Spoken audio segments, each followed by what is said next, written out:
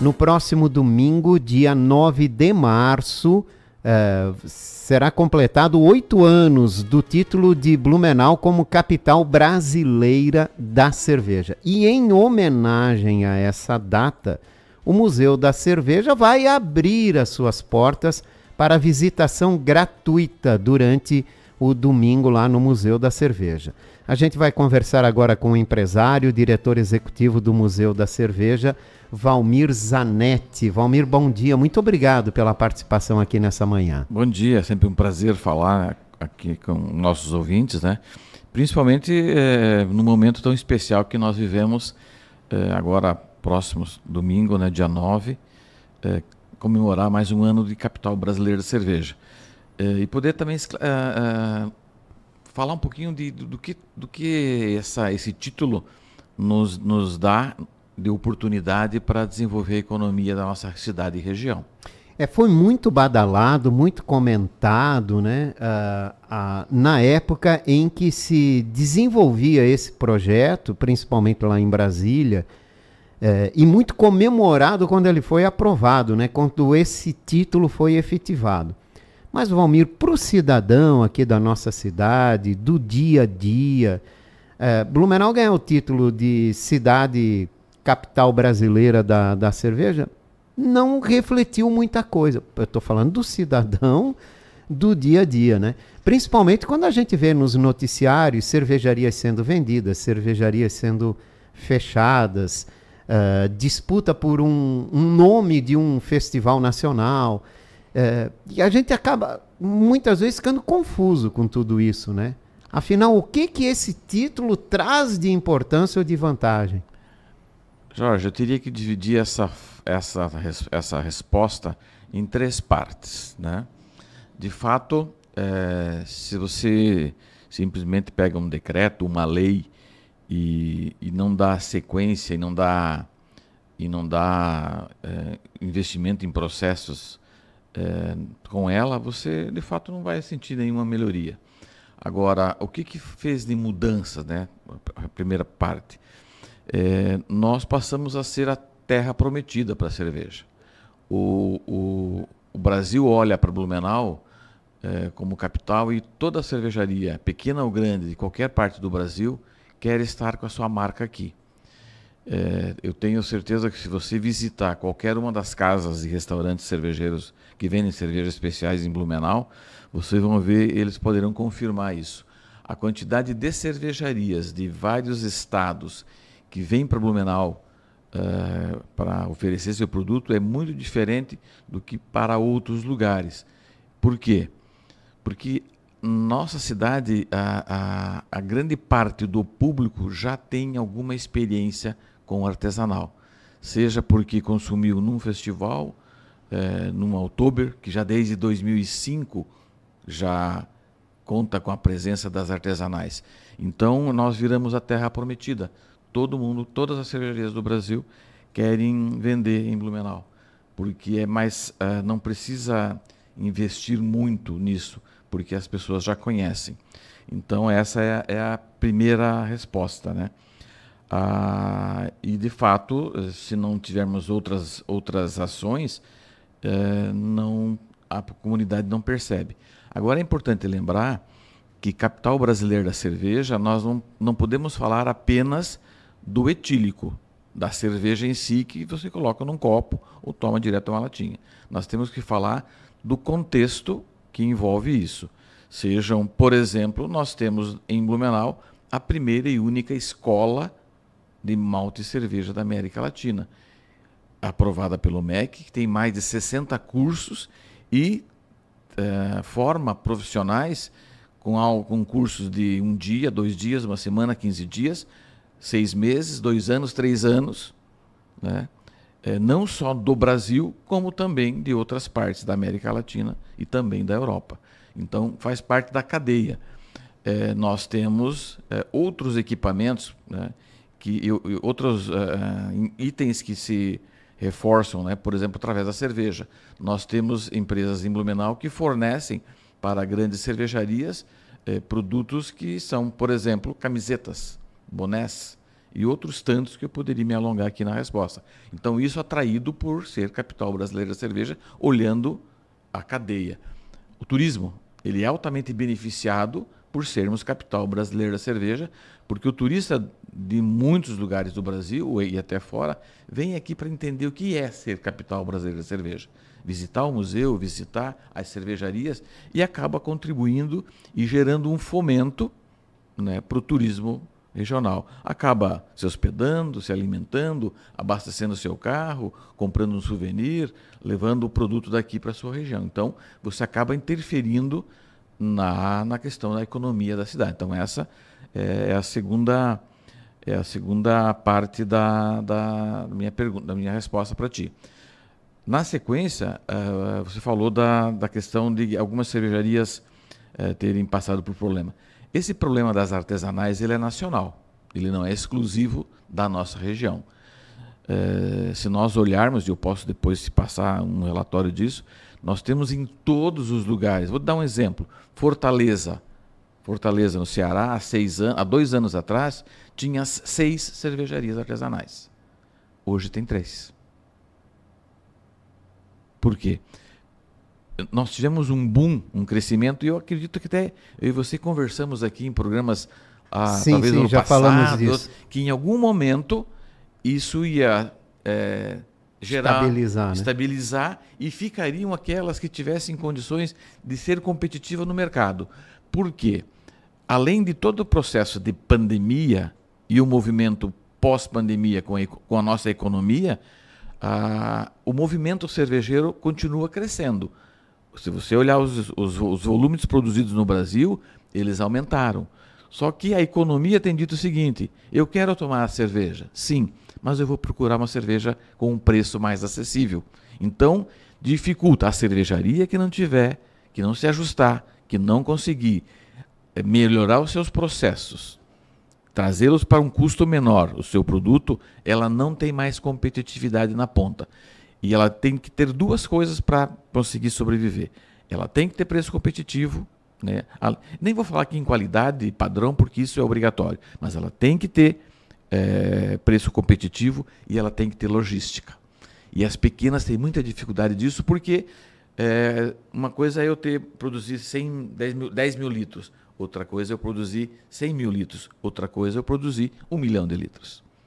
Um mesmo cervejeiro faz 10 ou faz 100 ou faz 1 milhão de litros por mês. Então eu diluo muito isso. O mesmo aluguel de um galpão, o mesmo depreciação de um equipamento, para 10, para 100, para 1 milhão. Então isso tudo dificulta as pequenas e tende a continuar se equilibrando isso. Talvez mais algumas a gente venha para a operação. Por isso que tem uma associação na cidade que vem trabalhando muito para nós continuarmos sendo resilientes, para nós nos organizarmos e sermos cooperativos nas compras, cooperativo na logística de entrega, cooperativos no processo de comunicação, de divulgação, e termos mais espaço nos eventos municipais. Se você olhar, por exemplo, a questão dos 40 dias, nem isso, Brusque celebrou um convênio com a Associação das Cervejarias de Brusque e lá do Vale dos Tiares, dizendo o seguinte: todos os eventos da nossa região só vão participar cervejas daquela região, inclusive a FENARRECO. Então, o movimento, para você consolidar, né, um capital brasileiro de cerveja, tem que olhar para toda a cadeia produtiva. E para finalizar a tua pergunta, a questão da briga por essa questão da marca Festival Brasileiro de Cerveja, se investiu e se trabalhou muito desde 2005, quando aconteceu o primeiro festival, liderado na época pelo Norberto Metti, pelo Juliano Mendes e as poucas cervejarias daquela época, para se ter um encontro e se ter um evento que validasse a cidade e que abrisse o calendário, né, de eventos cervejeiros do Brasil. Em 2010, esse evento ganhou força, muita força, e se transformou num dos principais eventos do país e até do mundo. E sempre a expectativa de quem organizava, eu tive a felicidade de estar à frente e junto muitos anos, de que não fosse um evento financeiro.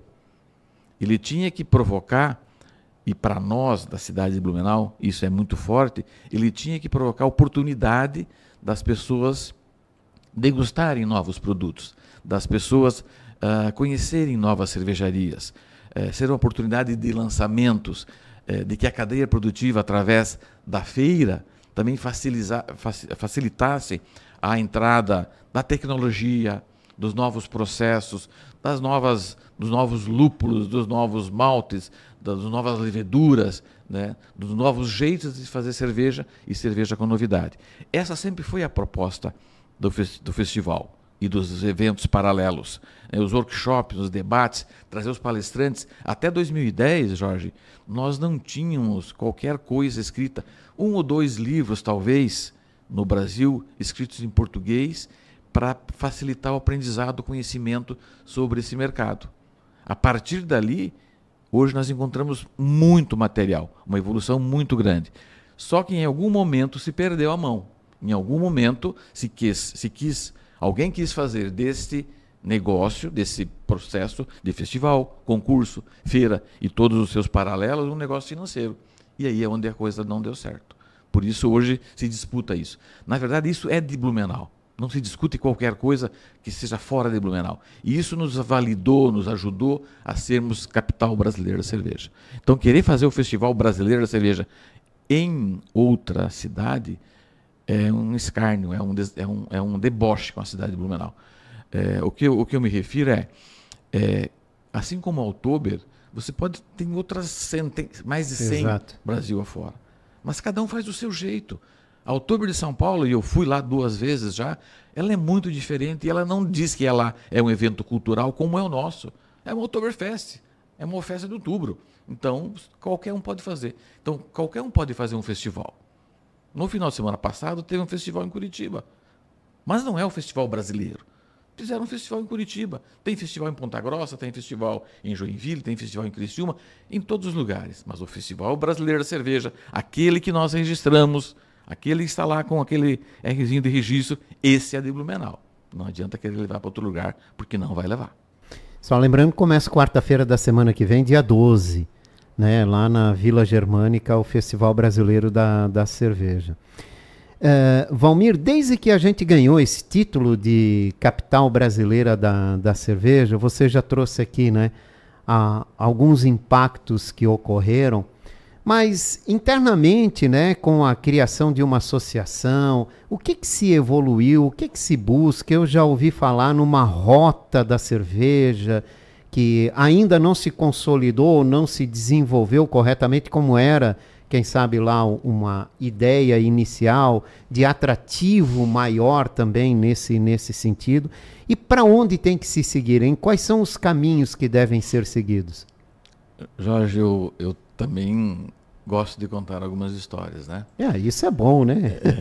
A gente também gosta de ouvir história. Eu costumo dizer, Jorge, que a gente é muito, por natureza, nós somos bastante imediatistas. Nós queremos sempre, às vezes, colher antes de plantar. Eu costumo dizer que esse projeto, ele é por demais grande. E eu costumo dizer que nós plantamos tâmaras. Nós plantamos tâmaras. Temos que ter paciência para colher. Eu costumo comparar também com outro projeto que eu tive a felicidade de visitar e admiro pra caramba, e fizemos vários amigos, que é o Vale dos Vinhedos, em Bento Gonçalves e região. 40 anos. 40 anos eles levaram para ser o que é hoje o Vale dos Vinhedos. Em muitos momentos, aqueles sonhadores, né, daquela época pensaram em desistir, porque se tinha mais dúvidas e mais críticos do que apoiadores e pessoas que sonhavam que desse certo. Mas eu lembro assim que um dos líderes lá contou para nós numa visita que nós fizemos, uma visita técnica que nós fizemos com alguns empresários aqui, em 2017, ele disse, nós ficamos em 4, mas nós não desistimos. E hoje, olha o que nós temos, né, e hoje para ingressar na associação, né, tem um custo. Nós também estamos plantando. Mas, de novo, não é uma lei que vai nos tornar. é muito investimento, é muita dedicação, é uma necessidade de que todos entendam. E o todos eu não posso, num evento cervejeiro, pegar e triplicar, quadruplicar o valor da minha hospedagem no hotel. Eu não posso, no meu restaurante, dobrar o preço de um prato porque vai ter um festival, vai ter uma Oktober. Eu espanto com o turista e aí ele começa a ficar em balneário, ele começa a ficar no Airbnb, entendeu? Ele não fica mais na minha casa. Então, é um conjunto de coisas que nós temos que, no todo, pensando em realmente sermos um grande destino turístico, porque a cerveja em si, ela é um bem consumível, né? Agora nós temos que, sendo a cerveja um ator importante, né, dentro dessa cadeia toda e envolvendo o turismo, nós olharmos para o conjunto. E aí sim, a cerveja em si, isoladamente, ninguém vai sair de São Paulo para vir visitar aqui uma cervejaria. Agora ele vir para cá, para um destino turístico que contempla tudo que nós temos na região e ainda visitar cervejarias, visitar museus, ter uma gastronomia farta, né, ter oportunidade de visitar um monte de lugares, aí sim ele vai ter uma experiência regional, pensando também. Exato. Regional. Nós temos que pensar regional. Se não pensar no regional, nós morremos, com toda certeza. E nunca seremos um destino. Até pouco tempo atrás, Jorge, nós não tínhamos um pacote turístico. Se você estivesse em São Paulo e quisesse comprar um pacote de 3 dias para vir a Blumenau, você não encontrava. Hoje você já encontra. Nos últimos 2 anos, você trabalhou muito para isso. Hoje você já encontra um pacote de 7 dias para vir para a região. Entrando por Florianópolis, 2 dias em Florianópolis, 3 dias em Blumenau, um 6º dia na praia, um 7º dia no Beto Carreiro e volta para a tua cidade por Navegantes. Isso vai se construindo ao longo do tempo. Por isso temos que plantar tâmaras. Sem dúvida nenhuma. Quando surgiu a capital brasileira da cerveja, também se criou uma imagem de uma Oktoberfest, que é o maior evento que expande a cidade, né, turisticamente falando, e que explora justamente a cerveja, né, com produtos locais. Né? Afinal, somos a capital brasileira e não existe vitrine melhor do que essa festa para mostrar isso. Já houve uma tentativa, já houve movimento, mas a festa continua sendo dominada por multinacional. Está faltando um avanço aí nesse sentido, Valmir? Eu acredito que todos temos um pouco de culpa, né? Nós, empresários, temos que olhar também no médio e longo prazo, porque são muitos investimentos. Nós temos que pensar mais no coletivo. Nós temos que acreditar mais em nós mesmos. E faltou um pouco do poder público olhar e entender por que se criou a Oktober em 83 e 84. Resgatar a essência da criação da Oktober em 83, que já era para ter sido, depois não aconteceu, só aconteceu em 1984. E se diz aos 4 ventos que ela foi para resgatar o poder de superação da região, da cidade, foi para movimentar o tamanho econômico e financeiro das empresas e das famílias, gerando oportunidade da cidade. O que gera, o que atrai, o que mobiliza a cidade, trazendo uma cervejaria que produz 100% do que ela vende aqui em Ponta Grossa? O que foi feito, há 2 anos atrás, se olhou só o financeiro. Só o financeiro. E é natural. Continua se olhando só o financeiro. Assim, é natural, porque hoje 3 grandes marcas vendem 98% da cerveja do Brasil. E vai continuar, e vai ser pior se nós, que dizemos que acreditamos numa Oktober, nas questões culturais, não valorizarmos mais as questões da casa. Tomara que nós possamos evoluir nos próximos 4 anos, e eu quero e tenho trabalhado muito para isso, que a gente possa, nos próximos 4 anos, termos cervejarias fortes o suficiente para dizer assim, nós faremos. Porque o recurso colocado aqui, nas condições colocado aqui, para atender o que precisava aqui, as artesanais de Blumenau poderiam ter feito, sem precisar de uma grande cervejaria. É possível, então, evoluir nesse sentido? Com toda certeza é possível. Agora, é preciso sentar, discutir e as cartas estarem todas na mesa. É preciso. Não dá para você imaginar, mas eles vão colocar 100 milhões. Não colocaram 100 milhões, anteciparam. Porque o retorno que eles estão levando é muito maior do que isso. E com um detalhe, né, Jorge?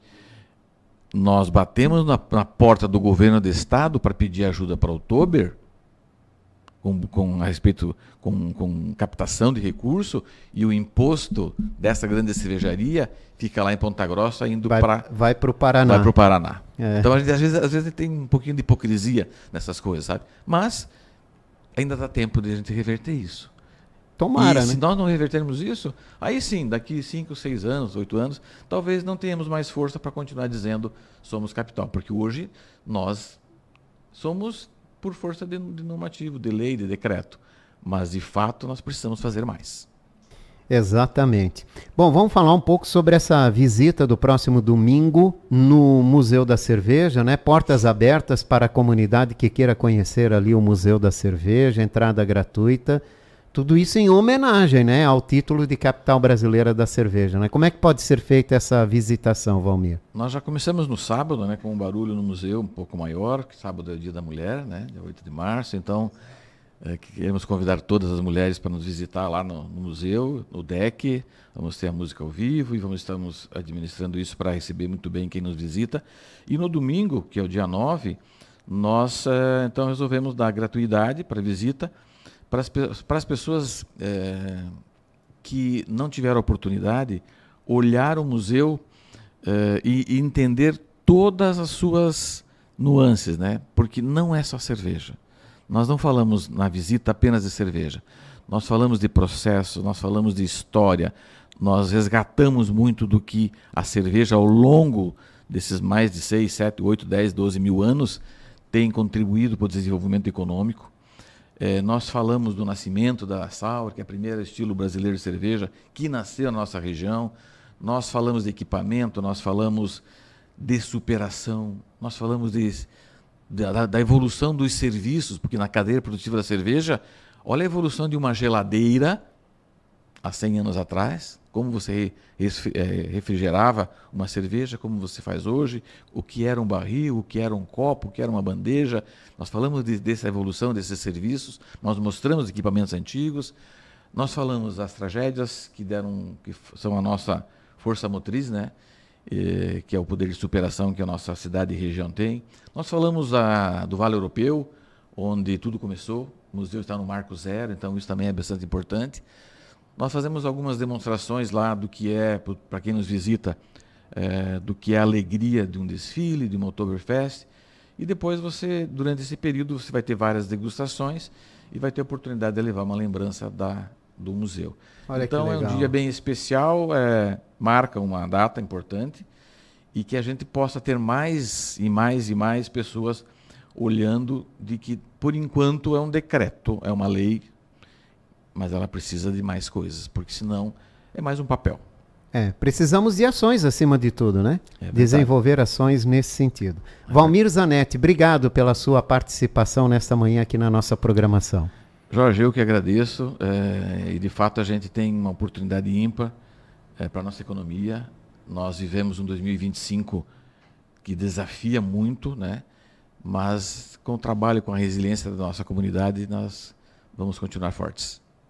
Eu conversei com Valmir Zanetti, diretor executivo do Museu da Cerveja, portanto, nesse sábado, Dia Internacional da Mulher, tem uma programação especial no Museu da Cerveja, e domingo, em homenagem aos 8 anos do título de Blumenau como capital brasileira da cerveja, visitação gratuita lá no Museu da Cerveja. Aproveite essa oportunidade.